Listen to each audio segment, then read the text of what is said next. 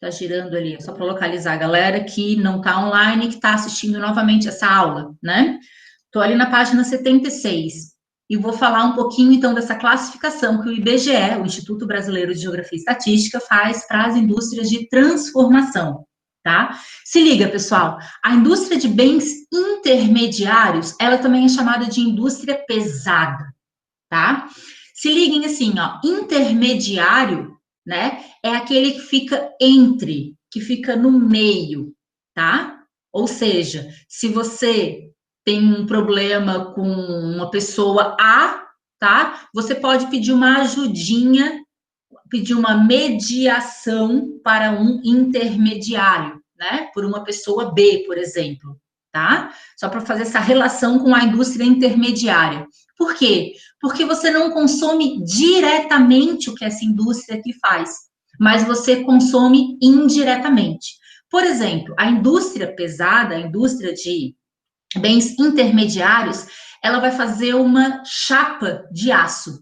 Essa chapa de aço, ela vai ser a porta do carro dos pais de vocês, ou do busão que vocês pegam, ou do Uber que vocês pegam, tá? Agora me responda o seguinte: as portas dos carros são todas iguais?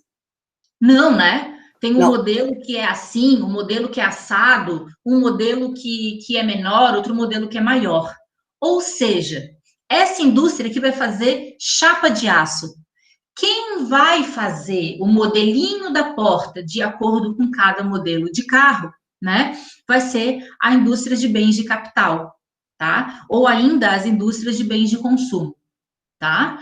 Ou seja, você consome produtos das indústrias de bens intermediário, sim, indiretamente, mas você consome, eu também, beleza? Mas a gente não vai lá ligar, ou vai lá na loja, ou vai entrar no site de uma indústria de bens intermediário para comprar, ou me vê uma chapa de aço aí que eu quero começar a fazer meu carro, tá? Hoje a gente tem isso compartimentado, isso dividido, setorizado, tá beleza? Então tá. Nas indústrias de bens de capital, na verdade, eles vão construir máquinas, ferramentas, que indiretamente nós vamos consumir, tá? Tem um desenho ali, ó, de um martelinho, de um serrote, tá? Estão vendo ali? Essas são ferramentas mais simples, né? Mas imaginem uma grande máquina, sei lá, uma máquina de costura, ou uma máquina de industrial, né? Uma máquina industrial de costura. Oi? Ali também, tipo, sabe, ali tem a serra e o martelinho, né? Ali Sim. no coisa dos bens de capital. Então, mas se você olhar a fábrica que tá ali, ela é um estaleiro, ou seja, ela constrói navio. Então, navio também seria um bem de capital? Sim, perfeito. Eu ia falar sobre isso, né? O estaleiro que constrói navios, né, também faz parte, então, desse bem de capital. Vai precisar de chapa de aço? Vai. Vai fazer chapa de aço? Não. Vai comprar lá das indústrias dos bens intermediários, tá? Muitas vezes essa indústria também de bens de capital vai construir peças, turbinas para aviões, tá? Por exemplo, certo? Por último, e não menos importante, tá? As indústrias de bens de consumo é aquela que a gente lida diretamente, tá bom? As indústrias de bens de consumo, elas podem ser divididas naqueles bens que são duráveis, semiduráveis ou não duráveis, tá? Pessoal, esse final de semana foi o dia de fazer a compra do mês aqui na minha casa, né? Então eu fui lá no supermercado, certo? E comprei uma lata de milho, de novo, igual tá representada no livro de vocês, certo? Quem vai fazer essa lata de milho, pegar os milhos, colocar a água, colocar o conservante que tem ali dentro, tá? É a indústria de bens de consumo, é aquela que eu vou me relacionar diretamente, tá? O milho, em si, ele é um bem de consumo não durável. Comprei ontem e já acabou ontem, porque eu fiz um bolo, por exemplo, tá? Então, ele não dura. Ele é um alimento, mesmo que perecível, no caso, né? Mesmo que dure mais tempo, tenha um prazo de validade maior, como, por exemplo, um pacote de sal, né? Ele tem um prazo de validade bem maior do que uma maçã, né? Enfim, ainda que a maçã não passe por um processo de industrial muito complexo, né? Mais do que um pão, por exemplo, tá? O pão, mesmo com conservantes, não vai durar 2 semanas, vai começar a embolorar se eu não abrir esse pão, né? Se eu não começar a comer esse pão em fatias, esse pão de forma, no caso, tá? Então, ele é um bem que não é durável, ele acaba rápido, certo? Ele é um representante, então, assim como os alimentos, assim como as bebidas e os remédios, tá? São bens não duráveis. Tem os semiduráveis, que são as roupas, tá? Daí, há controvérsias, na verdade, né? Hoje eu não estou vestindo nada, mas eu costumo comprar em brechó, né? Tem roupas de brechó que duram mais de 10 anos, né? Eu tenho roupa no meu guarda-roupa que eu uso há mais de 10 anos, certo? Que seja uma polaina, que seja uma touca de cabelo, de cabeça, tá? Ou seja, o vestuário, acessórios, né? Calçados, também, né? Depende da quantidade que a gente tem, depende se usa muito ou pouco, mas são classificados como semiduráveis, beleza? E tem os duráveis, tá? Que são os carros, eletrodomésticos, tá? Imóveis. Eu tenho um móvel na minha casa que é de quando eu nasci, por exemplo, né? Que é uma madeira muito boa, uma cômoda, né? Que é uma madeira muito boa, não tem cupim e tá maravilhosa ali, certo? E tem 37 anos quase, imagina. Então, é super durável, né? É uma indústria de bens de consumo, a madeireira que fez aquilo, né? A pessoa que fez toda a arte daquela cômoda, certo? E ela é durável porque tá quase 40 anos aí comigo, só comigo, no caso, né? Eu comprei direto, meus pais compraram direto da indústria, no caso, tá? Então, só para trazer esses exemplos dessas diferenças para vocês, beleza? Galera, lembra a página. Repete, Helena. Tu tem 36 anos, tu parece tão mais nova. Não, 36. Enfim. Então tá, página 78, galera. A gente vai começar a falar sobre PIB. Que palavrão é esse, prof? PIB é o Produto Interno Bruto, tá? A gente aprendeu sobre isso em história, porque a gente tava falando da África, e daí a gente... Evelyn, na real, a gente aprendeu ano passado, né? É verdade, eu e a Helena, não foi enfim... a gente, né? É que era a no gente trabalho sabia lá que a gente tinha que fazer da pra feira, e aí o nosso trabalho envolvia isso. Tá. E daí vocês sabem explicar para a turma? É meio que Ana, sabe falar? a quantidade do produto interno bruto que o país produz num ano, eu acho. Num período. Pode ser um ano, no caso. Uhum. Tipo, seja, petróleo, essa coisa. É tudo que um lugar, enfim, o lugar analisado, tá? Produz ao longo de um tempo, normalmente um ano, tá? Normalmente se mede na moeda local, mas depois, quando você compara um país com outro, você passa para dólar, que é uma moeda internacional, uma moeda economicamente, né, que todos os países usam, tá? Então, presta atenção, Eduardo, Maquin, todo mundo que está aí online, Kian, Yuri, vamos supor que o Pedro, tá? Ele tem uma indústria, tem um estaleiro. O Blon tem um estaleiro, tá? A Evelyn tem uma empresa de bolos, tá? Faz bolo, ela é confeiteira, certo? Ai, prof, ontem eu fiz o bolo de cenoura, deu errado. I'm so sorry. A Isabela, por exemplo, tem ela... Ai, eu tinha pensado em várias ideias, me fugiu agora. Uma indústria de carros, tá bom, Isabela? O Maquin tem uma grande plantação de cebola, o Maquin tem, tá? E tem essa galera, então, com essas funções, com esses trabalhos. Tá? Então, se liga, galera. Vamos supor que eu quero fazer o PIB dessa galera do 7º ano, tá? No mês de 2020, tá? Na verdade, no mês não, no mês de maio, tá? No mês de maio apenas, do ano de 2020. Eu vou ver quanto de bolo que a Evelyn fez e quanto que ela ganhou. Eu vou somar com quanto de cebola que o Maquin produziu. Eu vou somar com quanto de carro que a Isabela fez, vendeu, certo? Vou somar com quanto de... O que o Blom era? Estaleiro. Quanto de navio que o Blom fez no mês de maio. E vou somar tudo isso. Tudo isso vai me dar a ideia de um produto interno bruto. De quanto que vocês produziram, certo? Reparem que, quando eu falo que o Maquin planta cebola, tá? Ele trabalha na agricultura, na extração de recursos naturais diretamente, tá? Quando eu falo que o Blom tem um estaleiro, ele trabalha com indústria, certo? Quando eu falo que a Evelyn faz bolo, ela presta serviço de alimentos, serviços de decoração de bolo, beleza?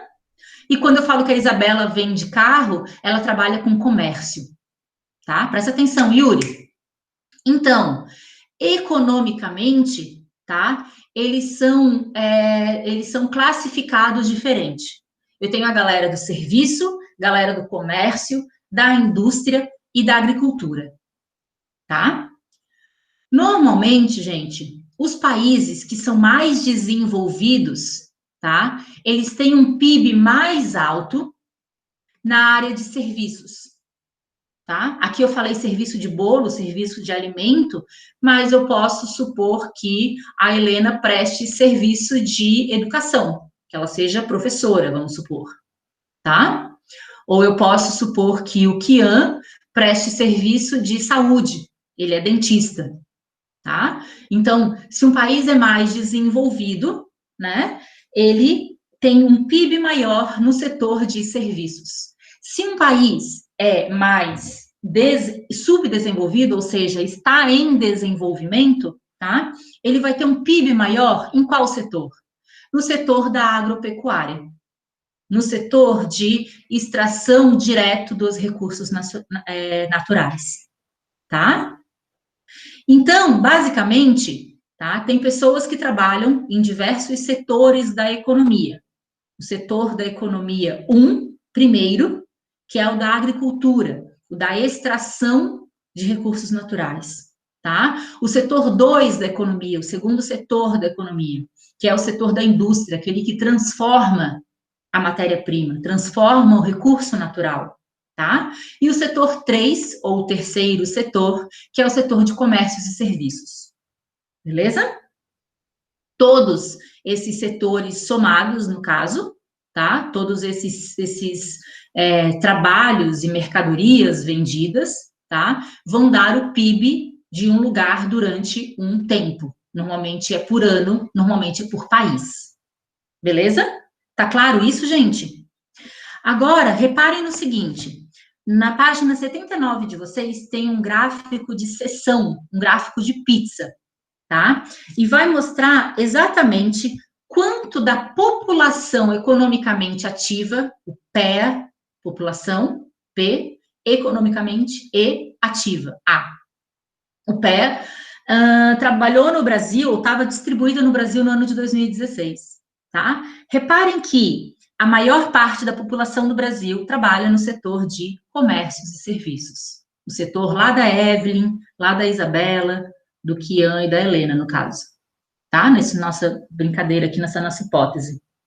12% no setor da indústria, 10% no setor da agricultura e 8% no setor da construção.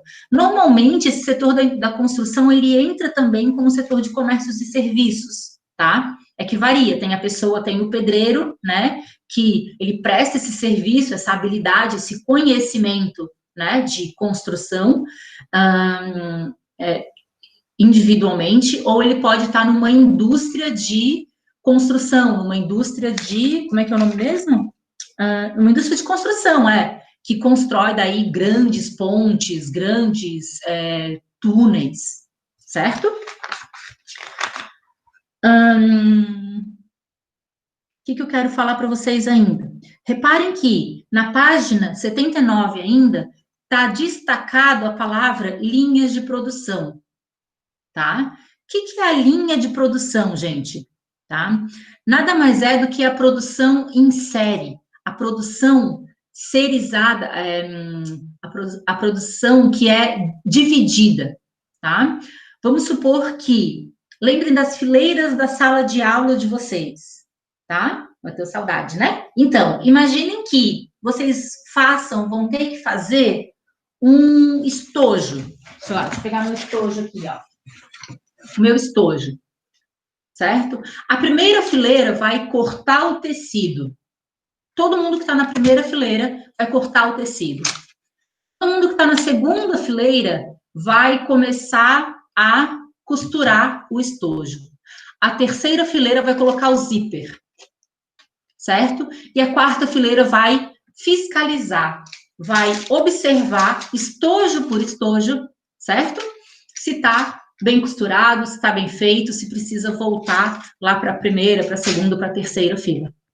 Então, no exemplo de um carro, seria um coloca-roda, outra porta, um vidro. Perfeito, perfeito. Mas quem faz isso seria os robôs, não? Aham! Mas será que sempre existiram robôs? Não, antes eram as pessoas. Então, vejam bem, antes tinham pessoas que, na construção, né, no desenvolvimento, criação de um carro, tá? Ficavam o dia inteiro numa fábrica, tá? Colocando apenas a roda traseira, vamos supor, tá? Tinha outra pessoa que ficava apenas colocando o vidro da frente do carro, tá? E observando se estava bem colocado. Ou seja, quem colocava o vidro sabia colocar roda? Não. Cada um fazia a sua tarefa. Era dividido, né? Era compartimentado, sectarizado, no caso. Beleza? Igual no exemplo que eu dei do estojo agora. Então, essas linhas de produção, elas funcionavam assim. Hoje, na verdade, né, a partir da década de 70, isso é relativamente, né, antigo, quase 100 anos, quase, né, com o desenvolvimento das máquinas, com o desenvolvimento dos robôs, né, não são mais as pessoas que fazem isso, né, é uma grande máquina que tem quase, imagina um grande polvo, né, uma máquina como se fosse com vários braços, né. Essa máquina consegue colocar o vidro da frente e já os vidros laterais, e depois essa máquina já verifica, põe a borrachinha no vidro para ver se está tudo protegido e já pode passar para uma nova, imaginem uma esteira, né? Como se esse carro estivesse numa esteira, né? Passando para uma nova máquina que vai fazer outras funções. E daí, galera, para onde é que foram todos esses trabalhadores? Tá? De modo geral, eles hoje trabalham em outros setores da indústria, certo? Ou, no caso, limpeza das indústrias, né? Ou seja, eles vão começar a trabalhar no setor de serviços e de comércio, tá? É claro que aqueles que são mais estudados, aqueles que conseguem ter acesso à educação, tá? Isso varia muito, né, com a economia, tá? Com o poder econômico, na verdade, vão ter uma mão de obra melhor qualificada, melhor valorizada, inclusive economicamente, certo? Enquanto que outros, que às vezes não conseguem estudar, né? Ou que, enfim, não tiveram oportunidades, tiveram alguns problemas, né? Acabam ficando com serviços que não são tão bem valorizados, certo? Tem um outro destaque aqui na página 78, volta uma pagininha, gente.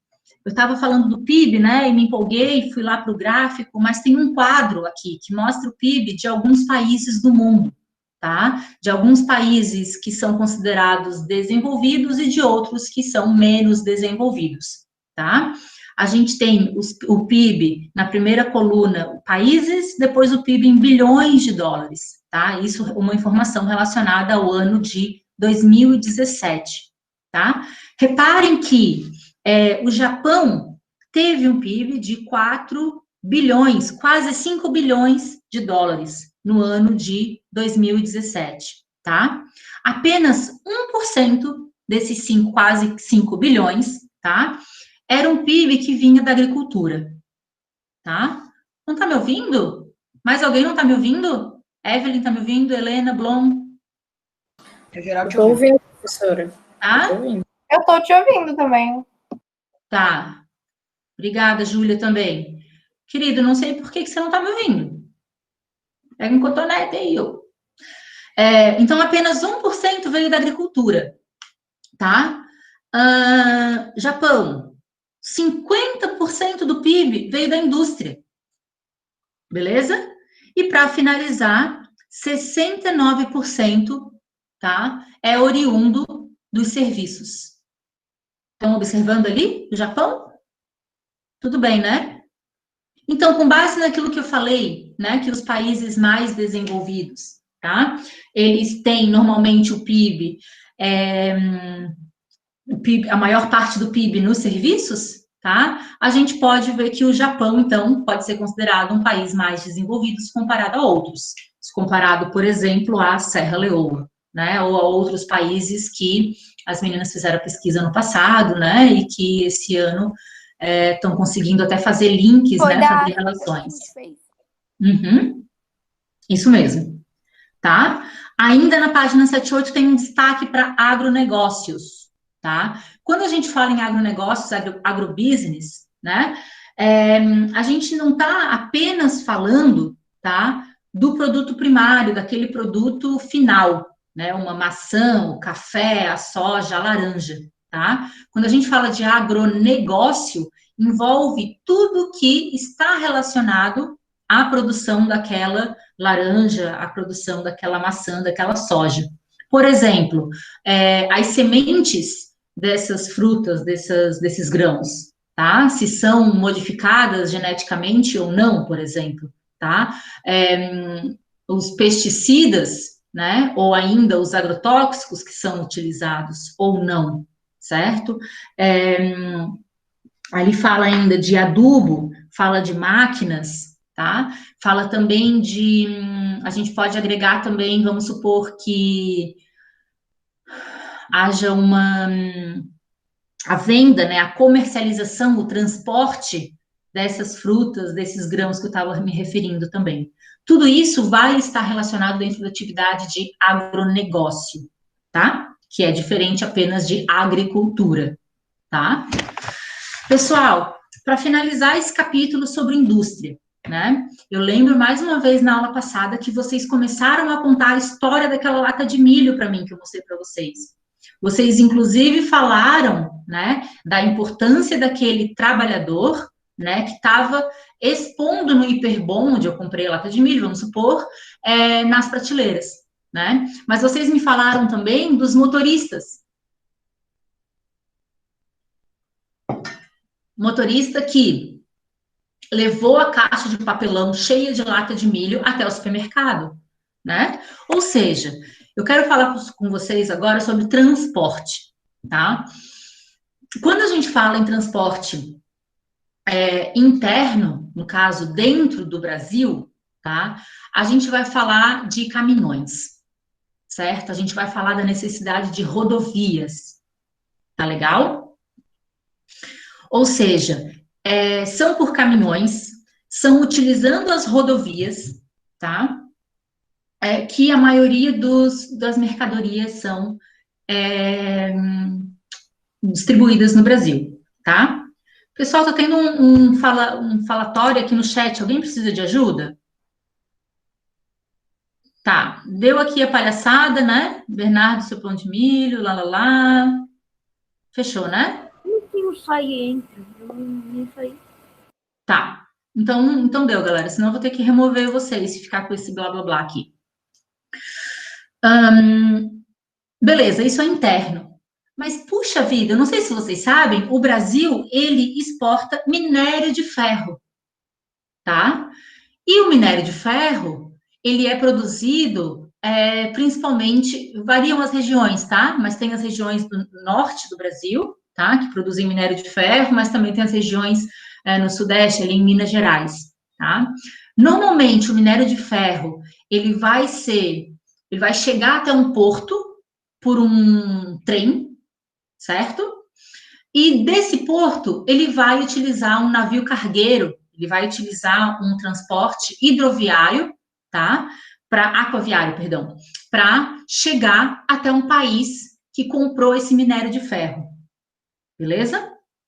Ou ainda, o Brasil produz muita soja, tá? A soja que vai ocupar grandes, como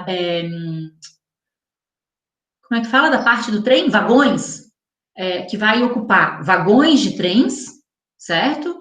Depois, ela pode também passar para um container, ou pode passar para um grande recipiente.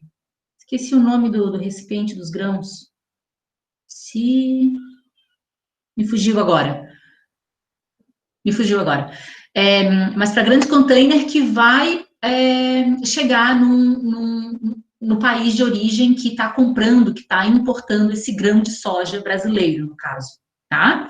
Ou seja, observando as imagens da página 80 e 81, tá? Vocês observam que a gente tem 4 principais meios de transporte para distribuir mercadorias, certo? Seja interna, ou seja, dentro do Brasil, ou para exportar, tá? Externamente, tá? A gente tem o transporte ferroviário, tá? Ele é muito caro para se construir, tá? Mas a manutenção dele é muito fácil e o quilômetro rodado dele é muito mais barato se comparado às rodovias, por exemplo, tá?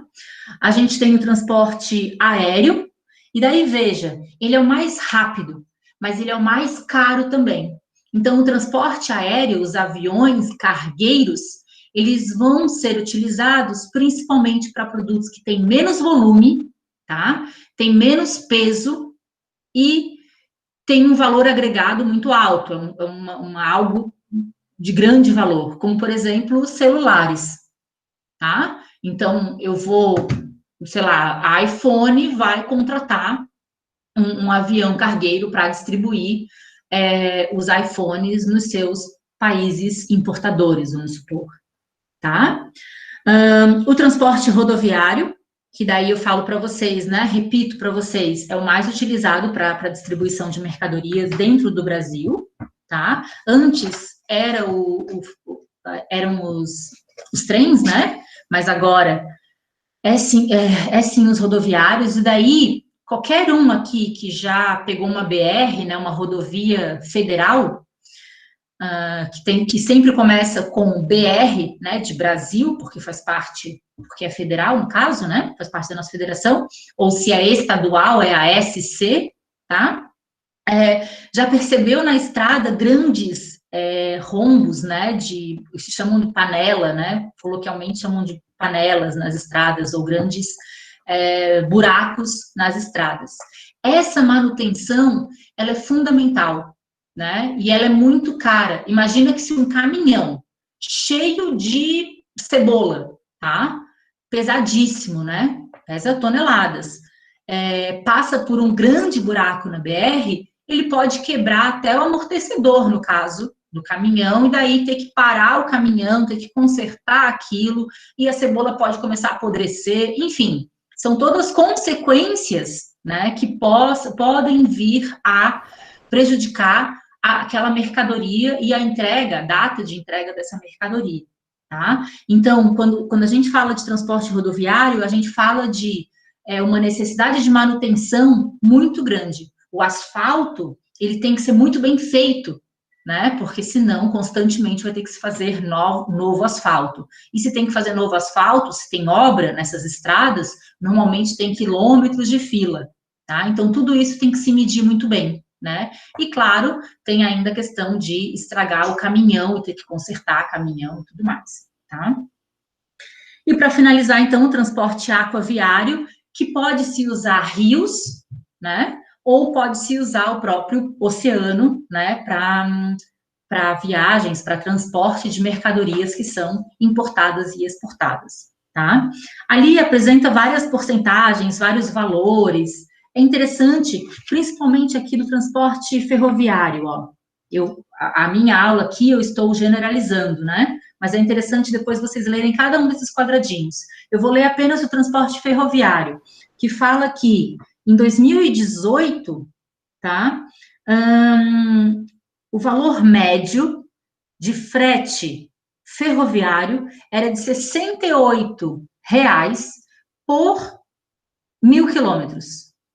R$ 68 por 1.000 quilômetros que se fizesse o frete, tá? Isso de trem. De carro, de caminhão, no caso, o valor era de R$ 140, tá? Pela mesma quilometragem. E de navegação, de navio, no caso, né? R$ 72.